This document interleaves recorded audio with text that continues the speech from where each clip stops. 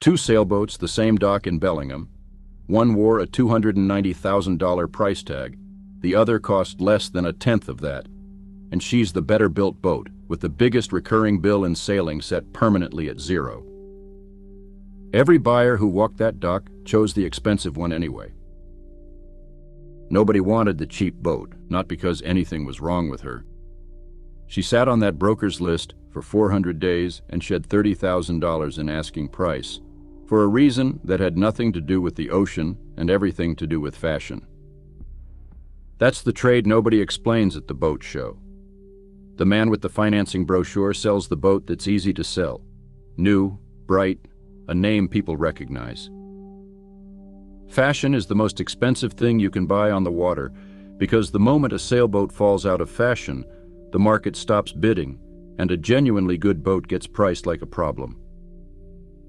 30 years of salt water on my hands, a lot of it offshore, and I've watched the sharpest buyers I know walk toward the boat nobody wants. So today, 6 sailboats the American market has quietly turned its back on, and why everyone is a better buy than the shiny boat 2 slips down.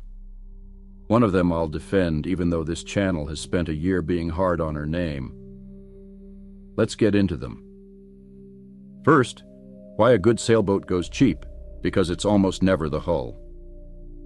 Value in this market tracks 3 things that have nothing to do with seaworthiness: whether the badge is fashionable, whether the builder is still alive to answer the phone, and whether the next buyer will recognize the name. There's one real bill waiting on almost every boat here. The standing rigging, the wire holding the mast up, has a working life of 10 to 15 years, and a surveyor and an insurer will both ask its age. Re-rigging a boat this size runs $6,000 to $10,000. And one of these boats, the last one, doesn't carry that bill at all. Hold that thought. We start at number 6, the S29.2. Say the name at a yacht club and you'll get a blank look, and that blank look is exactly why she's cheap. You'll find a clean one asking between $15,000 and $25,000, a solid 30-footer with a diesel and a fin keel that sails better than the price suggests. Here's what the blank look is hiding. S2 was built in Holland, Michigan, by a man named Leon Slickers. And if that name means nothing to you either, it should, because after he left sailboats behind, he went on to build Tiara, some of the most respected powerboats in America. Nearly 1,000 of the 9.2s were built, most of them solid glass below the waterline. The company left sailboats 40 years ago, so no showroom, no brand glow doing the selling. Check the decks for moisture around the fittings, since they're balsa cord, and price a re-rig if the wire's original. The market forgot who made her. You don't have to. Number 5 sounds like something you'd rent by the week. The Newport 41. And that soft, forgettable rental brochure name is the single reason you can buy a genuine offshore racer cruiser for a fraction of what she's worth. Because here's what's actually under the name. The Newport 41 was drawn by C&C, yes, that's C&C, and built in California by Capital Yachts. The hull below the waterline is solid glass better than an inch thick, and the deck is through-bolted to it every 4 inches. One owner sailed his across the Pacific and left her in New Zealand, and the market can't see past it. You'll find them from about $45,000 into the low 70s for 41 feet of C&C designed boat. The honest knocks are real. The joinery is plain, the cockpit drains want upgrading, and she's from an era when ports were sized for looks, not for a wave in the face, so back them with storm boards before you go far. You're not paying for the name, and neither is anybody else, which is exactly why she's the most boat on this list for the money.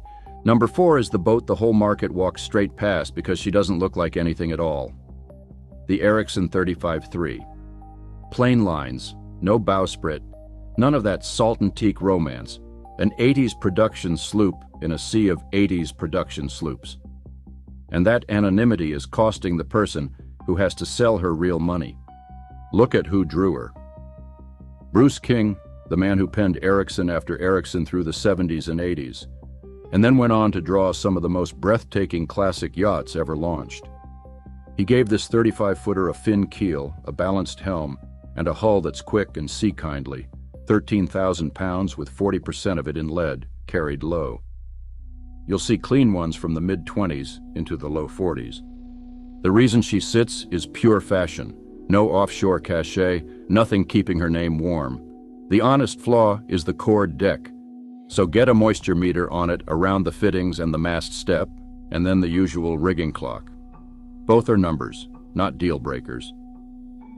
Plain is not the same thing as ordinary. Number 3 is where I owe a boat an apology, because I have been hard on the Morgan name on this channel. I put one of them on a list of boats that'll drain you dry in the boatyard, and the old charter fleet out island earned a fair bit of that. The Morgan 382 and the 383 and 384 that came after her are a completely different animal from the boat you're picturing. When Charlie Morgan's charter barges had roughed up the name, Morgan handed the drawing board to Ted Brewer, the man who created the comfort ratio itself. Brewer drew the 382 as a cruiser from the keel up, 17,000 pounds, an elongated fin, a skeg-hung rudder, 40% of her weight in ballast, and a sea-kindly hull quicker than she has any right to be. You'll find them from around 40,000 to the high 70s. Now the honest part. Some of the earliest 382s had a bulkhead that wasn't tabbed to the hull the way it should have been. It led to a factory recall, and by now nearly everyone has been sorted, but you check it in writing before you sign. The market still sees a charter logo that was never on this boat. That confusion is your discount. If this is the kind of straight talk the man with the brochure will never hand you, the truth about the boat instead of the badge on her transom, do me a favor before the last two. Tap that like button, then hit subscribe. I put one of these out every week, and there's always another boat the market got wrong sitting right around the corner. Number 2 is a boat the smart money already knows about and quietly buys while everybody else is out shopping French 40-footers. The Tartan 37. And the reason the crowd walks past a genuine Sparkman and Stevens Ocean design is almost funny. She has a centerboard and a plaid interior, and apparently that's enough to scare a person off a classic. S&S drew her straight out of the lineage of Finisterre, the keel centerboarder that rewrote ocean racing, and Tartan built 486 of them in Ohio to a standard almost nobody hits at this price. A balsa cord hull tapered to solid glass everywhere it takes a load. The mast step, the keel, the chain plates. 48% of her weight in lead. Clean ones run from about 45,000 into the high 70s. The honest flaw is the very thing that scares the crowd off. The centerboard pennant and trunk are a maintenance item, so ask when the board was last dropped and serviced. And if the answer is a shrug, price it in. She's a boat the informed want and the uninformed overlook, and that gap is exactly where you buy. This is the one I'd keep for the last good decade. And that brings us to number 1. The boat that does the one thing not a single other boat on this list can do. The Freedom. 38 or 40 feet of her, and the first time you see her the mast looks flat wrong, because there is nothing holding it up. No shrouds, no stays, no spreaders, no turnbuckles, a bare carbon fiber pole standing free in the boat, and a whole market that took one look and decided it didn't understand her. Here's what all of them missed. Gary Hoyt built the first Freedom in 1976 around a single idea: kill the standing rigging, and you kill the thing most likely to drop your mast and the biggest recurring bill in sailing at the same stroke. Everyone was built by Tillotson and Pearson, TPI, the Rhode Island shop that also built J-boats, Aldens, and Alarians. The later boats carry a freestanding carbon mast, a self-tacking jib, and a wing keel shoal enough for the Bahamas. A boat one person can sail without ever leaving the cockpit. A family sailed one to the Caribbean and back. Now do the arithmetic this whole channel is built on. Every other boat I've named today has a rigging clock ticking in the mast. 10 to 15 years, $6,000 to $10,000, every cycle, forever. With the insurer asking its age the whole time. The Freedom's clock reads 0. No wire to age out, no swage to crack, no re-rig anywhere in your future. Brokers list these boats and write, no standing rigging to replace, right there in the ad. You'll see a clean Freedom 38 from the 50s into the 90s and the larger 40 into six figures. The honest flaws are real. The mast steps down into the boat, so the partners and the step want a hard look on survey. Done wrong, a freestanding rig can work loose. The rudder is a spade on a carbon shaft. Specialist work if you damage it. And reef her early, because with no backstay and all that sail in the main, she wants respecting when it pipes up.